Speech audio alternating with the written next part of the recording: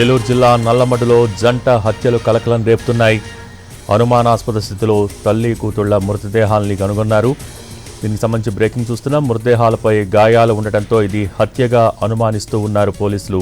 జీడి మామిడి తోటలో ఈ మృతదేహాల్ని గుర్తించారు స్థానికులు.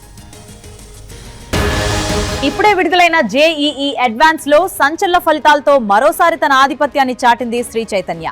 సౌత్ ఇండియా నెంబర్ 1 గా ఆల్ ఇండియా ఓపెన్ కేటగిరీలో 4, 9, 10 ర్యాంకులతో ముందంజలో శ్రీ చైతన్య.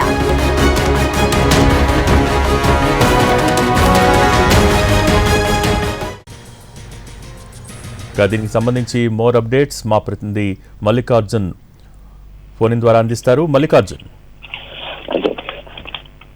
ఏలూరు జిల్లా ఉంగుటూరు మండలం నల్లపాడు సమీపంలో 2 జంట హత్యలు జరిగినట్టుగా మనకి తెలుస్తోంది. వీరిద్దరూ కూడా మృతి చెందినటువంటి మహిళలిద్దరూ కూడా నల్లజర్ల మండలం అనంతపల్లి గ్రామానికి చెందిన అంతుబాయ్ అలాగే వెంకటలక్ష్మిగా పోలీసులు అయితే గుర్తించారు. అయితే గత 2 రోజుల క్రితం పెళ్లికి వెళ్తున్నాం, భీమడోలులో పెళ్లికి వెళ్తున్నామని ఇంట్లో చెప్పి వారిద్దరూ కూడా వెళ్ళినట్టుగా తెలుస్తోంది. అయితే నిన్న కూడా వాళ్ళ ఇంటికి రాకపోవడంతో ఫోన్ కూడా సెల్ ఫోన్లు కూడా అందుబాటులో లేకపోవడంతో పోలీసులకు సమాచారం ఇచ్చారు. అయితే ఈ రోజు వారిద్దరినీ కూడా ఇటు నల్లజర్ల సమీపంలో ఉండేటటువంటి దోబచర్ల ప్రాంతం జీడి తోటల్లో స్థానికులు ఆ ఇద్దరు మృతదేహాలను గుర్తించి పోలీసులకు సమాచారం ఇచ్చారు. ఇప్పుడు ప్రస్తుతం చేబ్రోలు పోలీసులు వివరాలను అయితే సేకరిస్తున్నారు. ఇందులో మద్దల వెంకటలక్ష్మి ఎవరైతే ఉన్నారో ఆమెకి కళ్ళు కూడా సరిగా కనిపించమని చెప్తున్నారు తెలుస్తుంది. ఆమెకి ఒక పాప ఉంటే ఆవిడకి మ్యారేజ్ కూడా అయింది. ఇంకా మరొక బాలుడు కొంచెం మానసిక పరిస్థితి బాగోదని తెలుస్తుంది. అయితే వీరి ర్యాప్ చేసి వారిని అక్కడికి తీసుకువెళ్లి హత్య చేశారా అనేటటువంటి విషయాన్ని పోలీసులు అయితే ఇప్పుడు